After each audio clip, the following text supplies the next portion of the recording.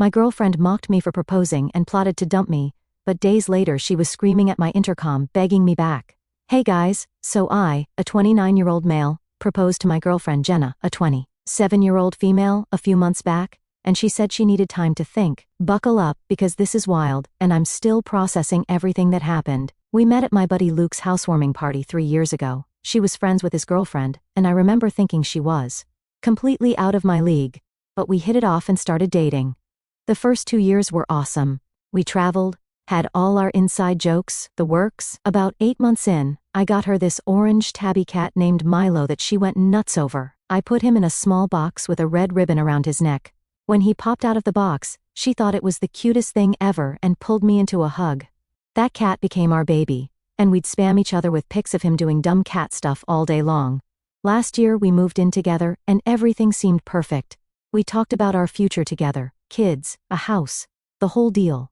She started dropping these massive hints about marriage, Instagram posts of rings, wedding TikToks, always talking about which of her friends got engaged. So, I saved up 3 paychecks and got this princess cut ring I thought she'd love. I made reservations at Romano's, this Italian place she'd been talking about forever, and invited our closest friends to show up after for a surprise celebration. I was nervous but excited too. But when I got down on one knee and asked her to marry me, she just stood there with this weird look on her face. I need time to think about it, she finally said. The whole restaurant got quiet. I felt like a complete idiot kneeling there, holding the box. In the car ride home, she finally spoke up. The ring isn't exactly what I wanted. I showed you the one from Tiffany's with the bigger diamond, and Romano's? It's not exactly romantic, Blake. Yeah, that's me by the way, should have mentioned that earlier. I was confused as hell. She'd literally sent me pics of this exact style ring, and she was the one who kept talking about Romano's. But I tried to be understanding. I can exchange the ring if that's the issue, I told her. It's not just the ring, she said, staring out the window. I just think we should wait a bit longer, make sure we're really ready. When we got home she went straight to bed, didn't even want to talk about it. I slept on the couch with Milo curled up on my chest, wondering what the heck just happened. The next day, she acted like everything was normal, just casually mentioned, maybe we can revisit the engagement in a few months when you have a better plan, then kissed me goodbye and went to work like nothing happened. I spent the whole day replaying everything in my head. What better plan did she want? I'd done exactly what she'd been hinting neurotic for months. That night, I tried bringing it up again, but she shut me down. Can we not make this a whole thing? I just want more time. Is that so wrong? I didn't push it, but something felt off. Jenna had always been super direct about what she wanted. This wishy-washy stuff wasn't like her at all. Over the next week, I started noticing little things. She was on her phone way more than usual, smiling at texts, but angling the screen away from me, taking calls in the other room, working late more often. Nothing super obvious, just little things that didn't add up. I wasn't sure what I was looking at, but every part of me screamed one thing, something wasn't right, and I wasn't about to sit back and wait to be blindsided. When I asked if everything was okay between us, she got defensive. God, just because I didn't immediately say yes doesn't mean something's wrong. You're being paranoid. Maybe I was, but I couldn't shake this feeling in my gut that something wasn't right. Then things got weird. I was scratching Milo one night, when Jenna's phone lit up on the coffee table. I wasn't trying to snoop, but I saw the name Charles with a message preview, can't wait for Friday, our usual spot. When I asked who Charles was, she snatched her phone up super quick. Just a work friend, we're having a team lunch on Friday. I nodded, but my mind was racing. Jenna had never mentioned a Charles before, and our usual spot didn't sound like a team lunch to me. You know what? I said, keeping my tone casual. I think you're right about the ring. I'll take it back this weekend, and we can pick something you like better together. On the surface I was calm, but inside I was already drawing battle lines. After I saw that text from Charles, my brain flipped into overdrive. She didn't know it, but I just set the first trap. No more playing the clueless boyfriend. This was war, and I wasn't walking in blind. She looked relieved. That sounds perfect, babe. Then she kissed me and went to take a shower. I sat there on the couch with this sick feeling in my stomach, trying to figure out what the heck she was up to. The next day I texted my best friend Luke. Need to talk, it's about Jenna. We met up for beers, and I told him what happened. He just listened then said, Bro, I don't want to say anything but this sounds fishy. The Jenna I know would have been stoked to get engaged. Something's up. You think she's cheating? I asked. Luke shrugged. I don't know man, but the timing is weird. She's been pushing for a ring for months, then when you actually propose, suddenly she needs time? And now she's getting secret texts from some dude you've never heard of? When he laid it out like that, it did sound bad. But this was Jenna. We'd been together for 3 years, lived together, had a cat together. She wouldn't just throw that all away, would she? What should I do? I asked him. Keep your eyes open, Luke said. Don't accuse her of anything yet, but maybe pay attention to the signs. So that's what I decided to do.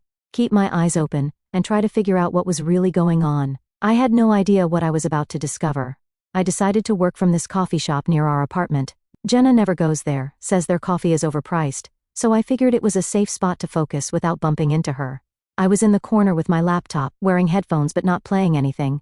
When I heard familiar laughter, I looked up and saw Jenna walking in with her friend Tara. They didn't notice me because of this big plant next to my booth. I was about to call out to them when I heard my name.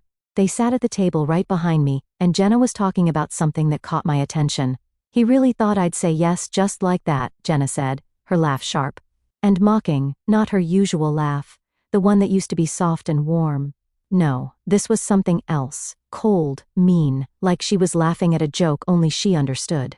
Tara chuckled but looked uneasy. So, what's your plan now? You can't keep this up forever. Jenna leaned back in her chair, sipping her latte like she had all the time in the world. Please, Blake's not going anywhere. He's so eager to lock it down, he'd probably propose with a candy ring if I asked. I got him wrapped around my finger.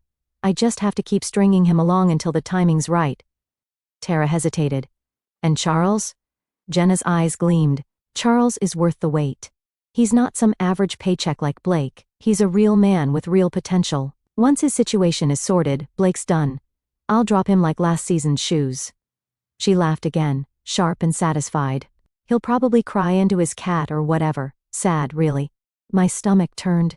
Milo, our cat, wasn't just a pet. He was family, and she was using him as a punchline. Tara lowered her voice. But what if Blake proposes again before you're ready to make your move? Jenna shrugged like it was nothing. Then, I'll do what I have to. I'll say yes, fake it for a while and dump him later. By then, Charles and I will be set. It'll be messy, but whatever. It's not my problem if Blake's heart gets crushed. That's on him for being so clueless. Tara looked uncomfortable, but Jenna didn't seem to notice or care. She was too busy basking in her own confidence, acting like she was the queen of some game where I was nothing more than a pawn. Blake's sweet, but let's be real, she added, laughing under her breath. He's just a safety net. Nice to have, but not something you actually need when you're ready to upgrade. The words hit harder than any punch. I felt like I was watching a stranger, someone I thought I knew but clearly didn't. That seems harsh, Tara replied. After all this time together? Please, Jenna scoffed. You know as well as I do that this was never the endgame. Blake was always transitional. Transitional? What the heck did that even mean?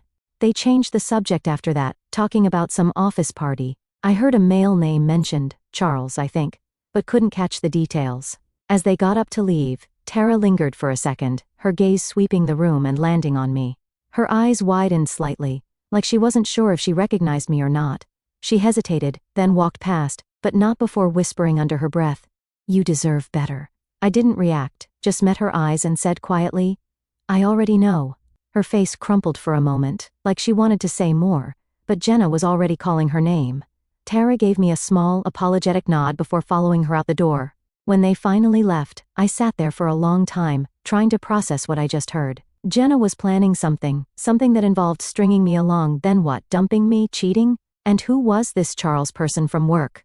I had more questions than answers, but one thing was clear. The woman I thought I was going to marry was keeping major secrets from me.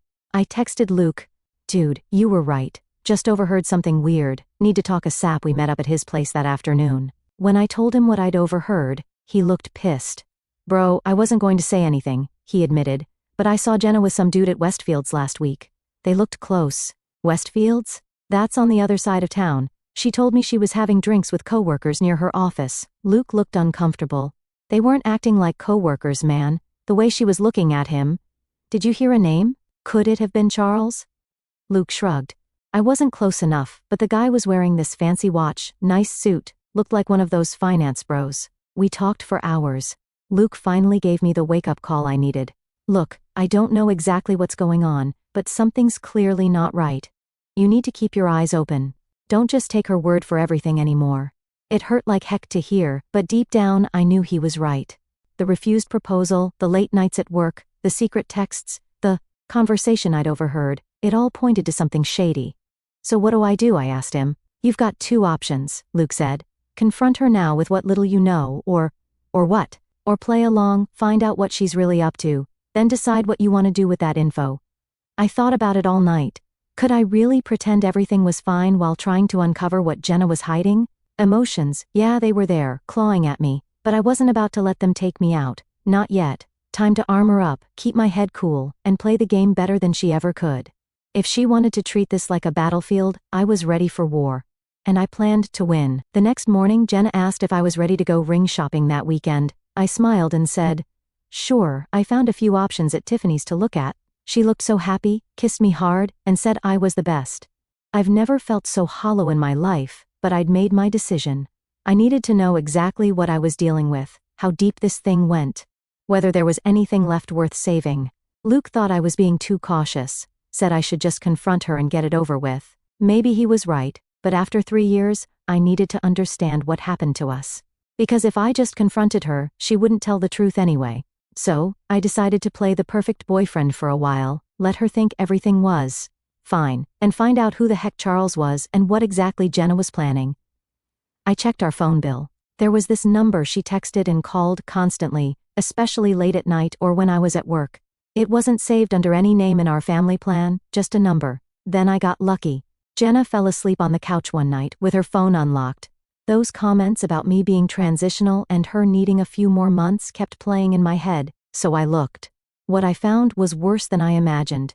There were tons of texts with someone named Charles. Nothing straight up sexual in what I saw, but definitely emotional cheating. Lots of miss you and inside jokes I wasn't part of. Then I saw a message that hit me like a truck. Just need to keep Blake on the hook until everything's finalized. He's already talking about proposing again, Jenna wrote. Charles responded, what if he does it before we're ready? Jenna replied, I'll say yes, play along, then dump him once everything's settled with your situation. He'll be crushed, but that's not my problem. We've dragged this out too long already. I felt sick. She was planning to accept my proposal, then dump me later. What kind of twisted game was this and why? I kept scrolling and pieced together more of the story. Charles works at Jenna's company in some higher-up position. There were references to his situation that needed to be finalized before they could be together openly. I'm guessing he's either married or there's some company policy against them dating. The worst part? They were planning a trip to Miami next month. The same week Jenna told me she had a work conference. She was literally going to be on a beach with this dude while I was at home planning our future. I wanted to confront her right there, just wake her up and end it. But something stopped me. If I confronted her too soon, she'd twist it, turn it into a sob story gaslight. Me, deny, deflect, and maybe even delete the proof before I could show anyone. She was already planning to play me. If I gave her a heads up, she'd just get better at hiding it. I wasn't about to give her that advantage. No, I needed undeniable evidence, a plan, something that would leave no room for her lies. She wanted to control the game, but I was about to flip the board. So, I took screenshots of everything, then carefully put her phone back. The next day, I called Luke. He came over while Jenna was at work, with Charles I'm guessing, and I showed him everything. Jesus, he said, scrolling through the screenshots. This is cold, man. She's been playing you this whole time. But why? I asked. Why not just break up with me? Why make me go through another proposal just to humiliate me later? Luke thought about it. From these texts, it sounds like this Charles guy is her real target, but he's not available yet. You're just her backup plan until he's free. The backup plan. The safety net. The transition guy. You need to be smart about this, Luke said after a while. She's planning to blindside you. Why not return the favor? I'm not normally a vengeful dude, but something in me snapped after seeing those messages. The way she talked about me. The future they were planning while I was saving for our future. Yeah, I decided to play the long game. So I kept pretending everything was fine. I talked about our future, started planning a second proposal, all that. While I was getting my stuff together, I moved half our savings to a new account she couldn't access, started looking for a new apartment, and documented everything in case she tried to turn our friends against me later. I also did some digging on Charles. Turns out, he's the marketing director at Jenna's company, her boss's boss. And guess what? He's married with 2 kids. His situation that needs finalizing is apparently his divorce, which, according to their texts, has been almost done for months. The hardest part was acting normal. Every time Jenna kissed me or talked about our future, I had to resist the urge to call her out. Every time she said she was working late, she was with him, I just said, "Miss you, babe," and brought her favorite takeout when she got home. Milo's been my wingman through it all. He's the only one who didn't lie to me. You can tell a lot about people, but cats, they're always straight with you. That cat watched me with these sad eyes when I was alone in the apartment, like he knew his family was about to break up. I'd already decided I was taking him when I left. Jenna didn't even clean his litter box, just posted cute pics of him on Instagram for the likes. Oh, and I found something else interesting. Luke's cousin works at the same company as Jenna. Turns out, Charles's wife doesn't know he's planning to leave. He's been telling Jenna the divorce is almost final for months, but he hasn't even filed the paperwork yet. He's playing her, just like she's playing me. So, I waited, gathering more evidence, planning my exit. Jenna thought she was so clever, that I was just her oblivious backup plan while she secured her upgrade. She had no idea what was coming, and I wasn't about to tip my hand early. If she wanted to play games, I'd play along. I let her lead the way. Let her think she was in control.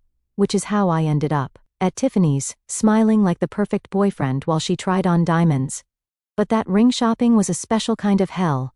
Jenna tried on about 20 different rings, finally settling on this massive rock that cost more than my car. I smiled and said it was perfect, that she deserved the best. She was practically glowing, kept kissing me in the store. "I can't wait to tell everyone," she said on the way home.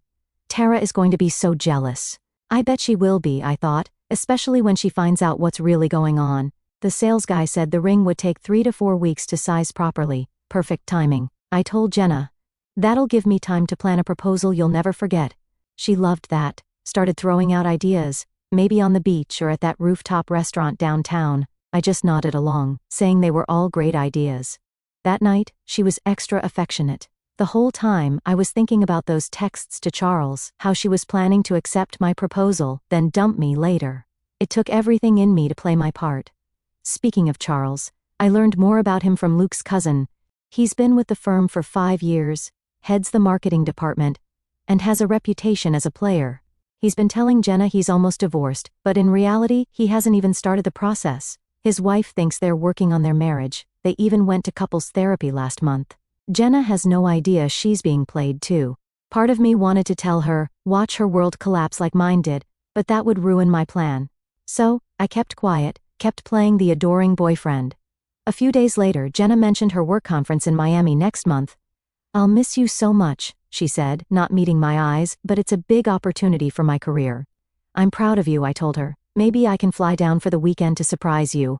The look of panic on her face was priceless. "No, I mean, we'll be in meetings the whole time. You'd be bored, and I'd feel guilty for ignoring you." "You're right," I said.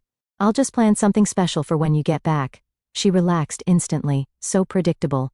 I've been laying it on thick with the romance stuff. I left my laptop open one night with a custom jeweler's website, one fancier than Tiffany's. When Jenna saw it, her eyes went wide. "What's this?" she asked. "Darn, it was supposed to be a surprise," I said. "I know we picked the Tiffany's ring, but I was thinking of getting something custom made, something unique, just like you." She practically melted, told me I was the sweetest guy ever, how lucky she was. Then she texted someone while I was brushing my teeth. Charles, no doubt, updating him on how well her plan was working. The next day, I checked our joint account. She withdrew $2,000, shopping with the girls, she claimed. Yeah, right. Probably buying new bikinis for Miami with Charles. I don't even care about the money anymore. I've moved most of my savings already. What I care about is how easily she lies to my face. How she's planning to string me along, letting me spend thousands on a ring, planning a proposal, all while she's setting up her new life with Charles. "Luke thinks I'm taking it too far. Just confront her and be done with it," he told me. "This whole charade is messing with your head." Maybe he's got a point. But every time I thought about walking away, that text hit me like a punch. "I'll say yes, play along, then dump him once everything's settled with your situation. He'll be crushed, but that's not my problem." Nah, I was seeing this through. If she's planning to humiliate me, she's got another thing coming. I'm setting the stage for the second proposal next month, right after her Miami trip. Deposits are down, invites sent to friends and family, everyone's hyped, especially her parents, who've always thought I was the perfect guy for their daughter. She thinks she's going to enjoy her secret vacation with Charles, then come back to her safe, reliable Blake, who's planning the perfect proposal. She has no idea what's actually waiting for her. When she left for her work conference in Miami, she kissed me goodbye, promised to call every night. The whole act. I played my part, helped her pack, drove her to the airport, told her how much I'd miss her. The minute she was through security, I went into action. I'd been planning this for weeks, and now it was go time. I moved all my essential stuff to my new apartment. Not everything, that would have been too obvious when she got back, just the important things: documents, family stuff, electronics, and of course, Milo. I got him set up at the new place with all his favorite toys. Then, I activated the nuclear option. Remember Charles's wife, the one who supposedly was nearly divorced but actually had no idea? I found her on Facebook weeks ago but hadn't made contact. Now I sent her everything. Screenshots of texts between Jenna and Charles, their Miami plans, the entire timeline of their affair. She responded within hours, devastated but grateful to know.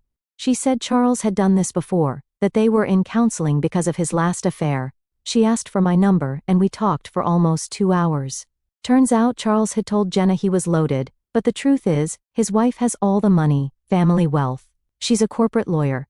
The house, the cars, the fancy vacations, all hers. Here's where it gets interesting. Sarah, Charles's wife, decided she was done.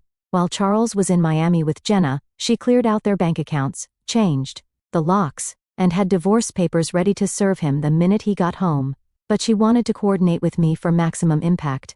These cheaters deserve each other, she told me.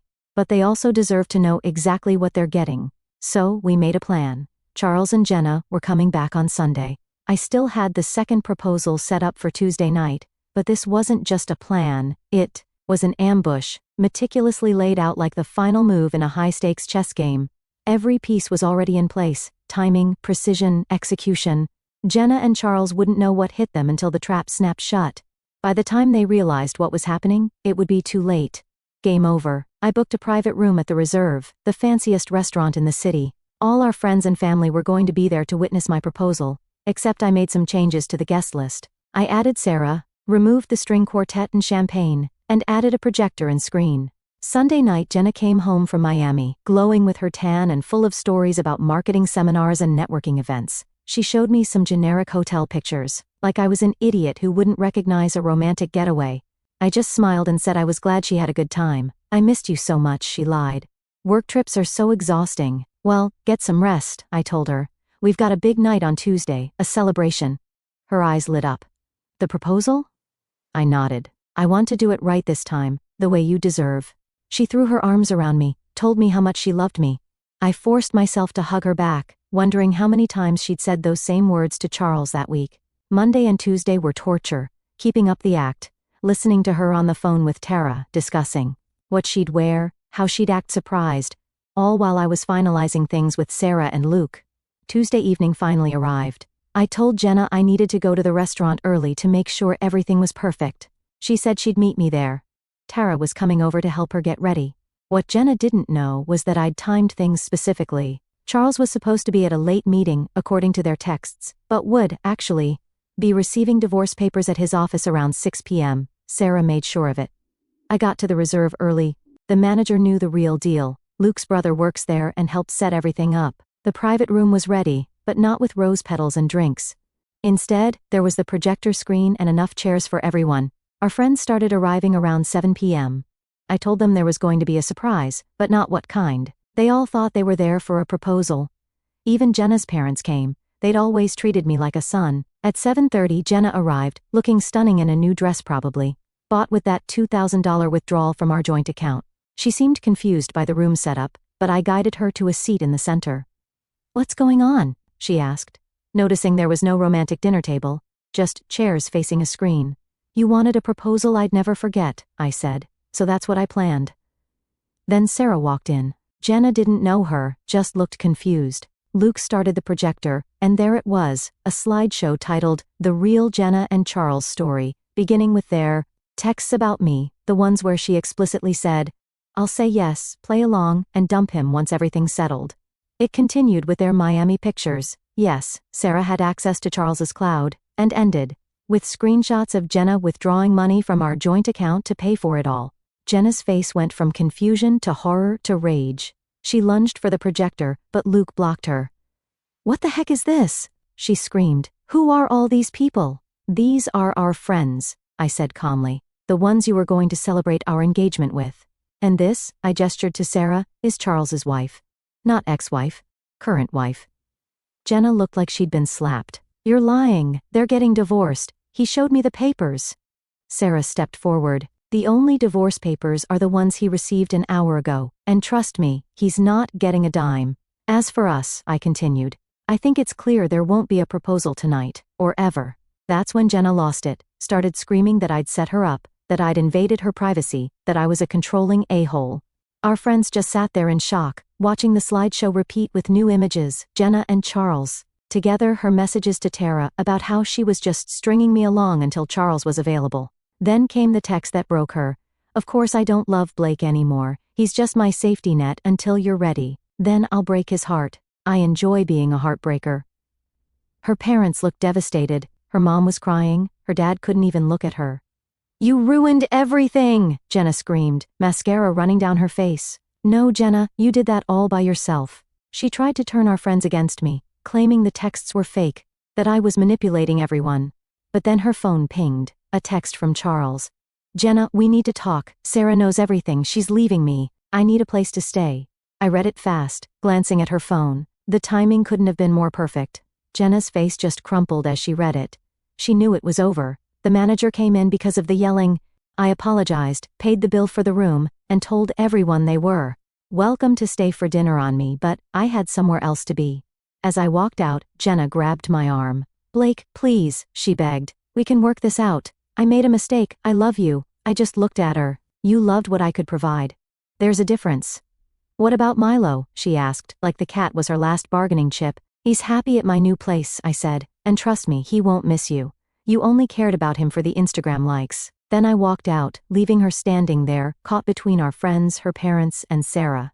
I heard later she tried to follow me, but her own dad shut that down. Told her she needed to stay and deal with the mess she'd made. Walking out of that room felt like dropping a weight I didn't even realize I'd been carrying. The silence behind me was louder than her screaming could ever be. For the first time in months, I felt free. No more second-guessing, no more pretending, no more walking on eggshells. Just me, my dignity, and Milo waiting for me at home. Last I heard, Charles and Jenna are still together, but it's far from the fairy tale they thought they'd have. Charles's divorce went through, but Sarah wrecked him financially. The prenup, plus proof of his cheating, meant he walked away with basically nothing. Now he's stuck living in Jenna's crappy studio apartment, working at a car dealership after his old company fired him for the office affair. Jenna tried damage control for weeks, called and texted from different numbers until I had to get a restraining order. She showed up at my work twice, crying about how sorry she was, how Charles had manipulated her. Security had to escort her out both times. The most pathetic part? She actually posted everywhere that she'd been financially abused and needed help getting back on her feet, claiming I'd controlled all our money and left her with nothing. It got shut down after Tara and several other friends commented with the truth. She eventually reached out to my mom. They'd been close, begging for help getting in touch with me. Mom told her, "You made your choices. Now live with them." Things got even crazier. Just the other day, I was at home relaxing when my intercom started blowing up like crazy. I checked the camera. Jenna, looking like a wreck, screaming my name.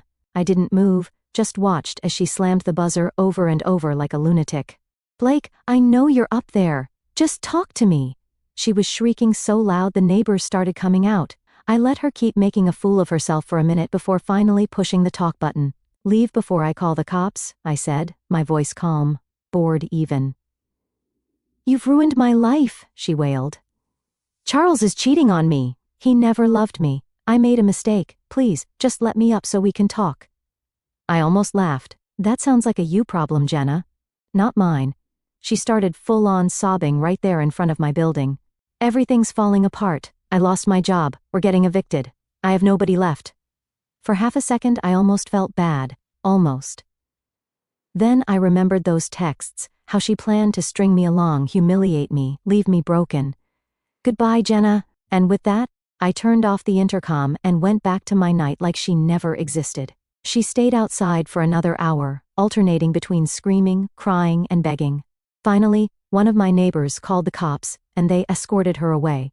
I added that incident to my restraining order file the next day. As for Milo, he's thriving. I got him this fancy cat tree for the apartment that he absolutely loves. Jenna still occasionally posts throwback photos of him on her Instagram, acting like he's still with her. It's sad, really. Now for the good stuff. Remember Sarah, Charles's ex-wife? We kept in touch after everything went down. Nothing romantic at first, just two people processing similar betrayals. We'd grab coffee every couple of weeks, text about our progress moving on. She's actually pretty cool. Way too good for Charles. About 3 months ago, those coffee meetups turned into dinner. Dinner turned into weekend hikes. You can probably see where this is going. We've been officially dating for 2 months now, taking it slow, both still healing, but it's been really good. She's smart, successful, and most importantly, honest. We joke that we have the most solid foundation ever. We've already seen each other at our absolute worst and helped each other through it. Luke, my buddy who helped with the restaurant plan, thinks it's poetic justice. The two people they screwed over found happiness together. I wouldn't go that far yet, but I'm happier than I've been in a long time. I ran into Tara at the grocery store last week. She mentioned Jenna got fired from her job and is trying to start some kind of social media consulting business. Apparently it's not going well. She also said Jenna and Charles fight constantly. He resents her for not being as wealthy as Sarah, and she resents him for not being the meal ticket she thought she was getting. Sometimes I think about how close I came to proposing a second time, to actually buying that overpriced Tiffany's ring she wanted. How I almost fell for the act. If I hadn't overheard that conversation at the coffee shop, if Luke hadn't given me that wake-up call, I might be engaged to her right now, oblivious to what was really going on behind my back. Instead, I'm sitting here in my own place with my cat purring next to me, and plans to meet Sarah for dinner later. Life takes weird turns sometimes. The important thing is, I'm moving forward. I don't check Jenna's social media anymore, don't ask mutual friends about her. She's just someone I used to know who taught me a valuable lesson about trust. Sarah and I have talked about what we'd do if we ever run into Jenna and Charles together. We decided we'd just smile, say hello, and keep walking. The best revenge isn't some elaborate scheme, it's living well and being genuinely happy. So that's it. The Jenna saga is over. Thanks for reading this whole thing. If you're still here, you're a real one. Oh, and if you're reading this and suspect your partner is cheating, trust your gut. It's usually right. Edit, no. Sarah and I didn't plan to start dating. It just happened naturally, and yes, we're both very aware of the irony. Edit 2. To those asking for pet tax, here's Milo enjoying his new cat tree. Link removed. The king of the castle.